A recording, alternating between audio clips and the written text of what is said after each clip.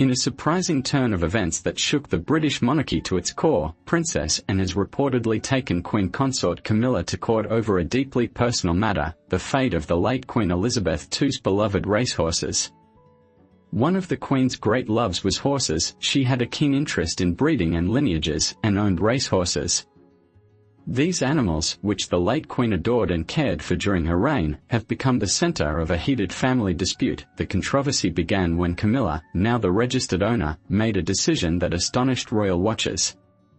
The announcement sent shockwaves through the royal circle, but it was Anne's reaction that truly fueled rumors of a rift between the princess and the Queen. Has their cordial relationship really ended over horses, the racehorses of the beloved Queen Elizabeth, a legacy of love and devotion? Queen Elizabeth II's love for horses was much more than a hobby. It was a lifelong passion that began in her childhood and spanned her entire reign. The Queen's deep connection to her racehorses was not just about breeding winners for prestigious races, it was an expression of her meticulous nature and her profound respect for these majestic creatures. Among her many achievements in the equestrian world, Queen Elizabeth bred more than 1,800 race winners, a testament to her skill and dedication. Her horses were not mere assets, they were companions that she personally cared for, often visiting them in their stables. The Queen was known for memorizing every detail about her horses, from their pedigrees to their temperaments. Her favorite horse, Burmese, a gift from the Royal Canadian Mounted Police, was her trusted mount for ceremonial events, including the Trooping the Colour for 18 consecutive years. Elizabeth's approach to the care of the horses was equally meticulous. She ensured that her horses were treated to the highest standards, from state-of-the-art stables to specialized diets.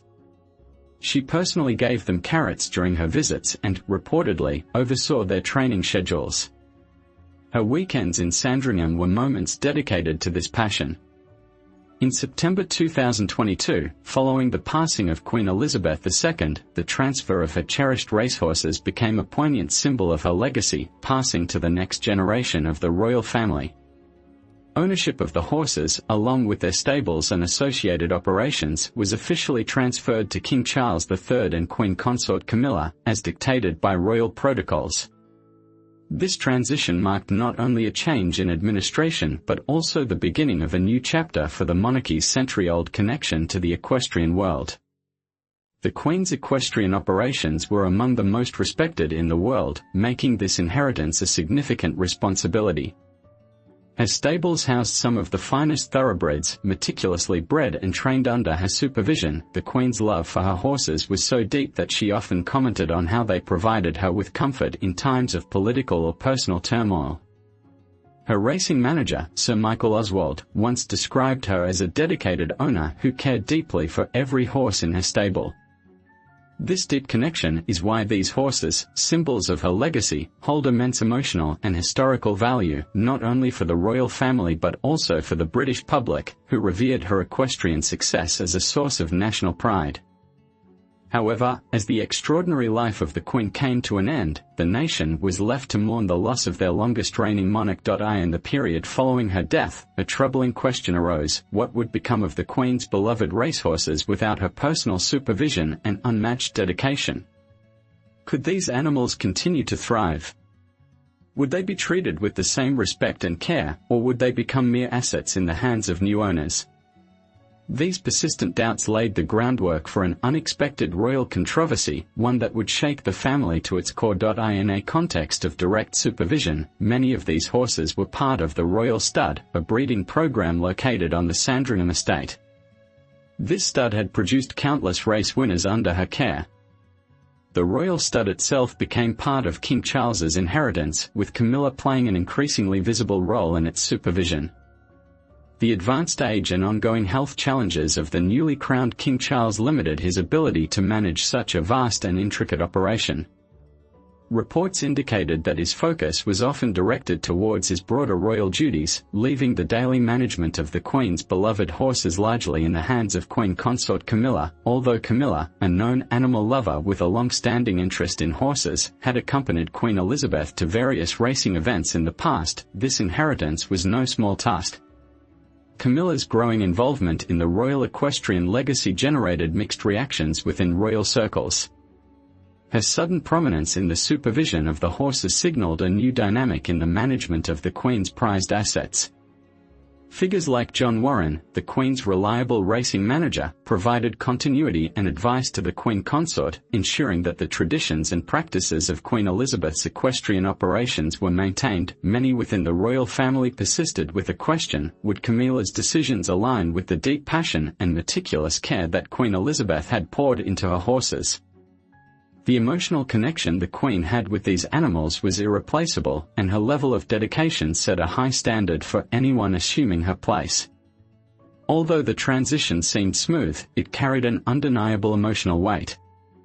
These horses were more than assets; they embodied Queen Elizabeth's legacy and her deep personal commitment to excellence in the equestrian world. But just as the family was settling into this new reality, Camilla made a decision that would send shockwaves through the royal family. What she did next with the beloved horses of the Queen was unexpected. An unexpected decision by Camilla, the Queen Consort, to auction off several of Queen Elizabeth II's prized racehorses caused a major scandal and raised serious questions about the future of this cherished legacy. This move, which many called a royal bombshell, left the royal family and equestrian enthusiasts in shock.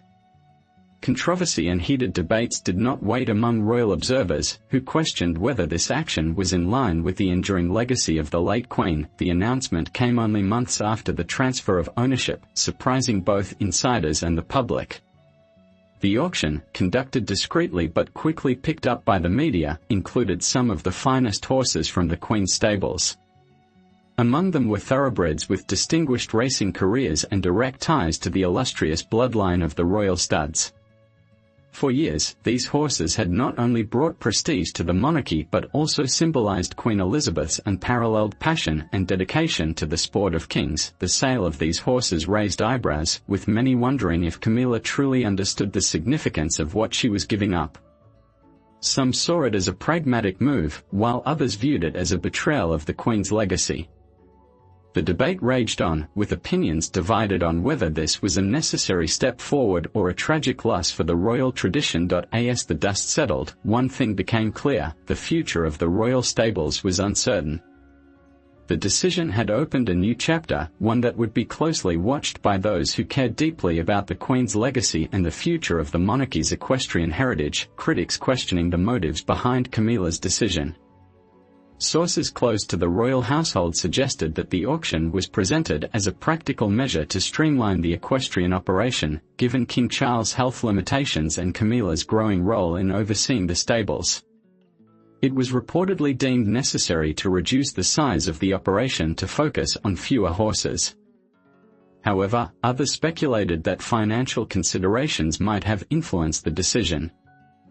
The maintenance of the royal stud is notoriously expensive, and reducing the herd was seen as a way to ease the financial burden. The move was met with swift negative reaction, especially from those who had admired Queen Elizabeth's lifelong commitment to her horses. A royal historian noted that, for the Queen, these horses were not merely assets but members of her extended family. Parting with them so soon after her passing feels like a break with tradition and an emotional detachment that is painful. The decision to auction off Queen Elizabeth II's racehorses was not just a practical measure but a seismic event that resonated throughout the royal household. This sale raised uncomfortable questions about the future of the monarchy's equestrian legacy.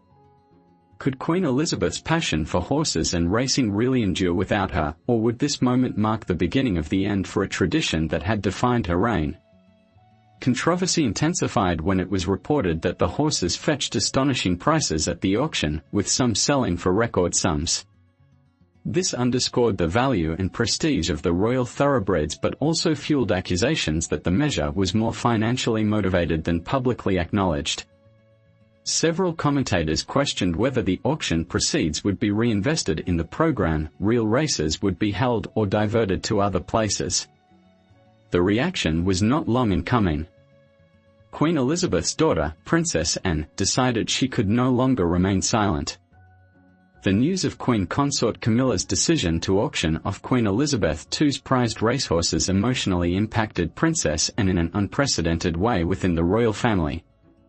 Known for her stoic attitude and unwavering dedication to duty, the Princess Royal was overwhelmed with grief.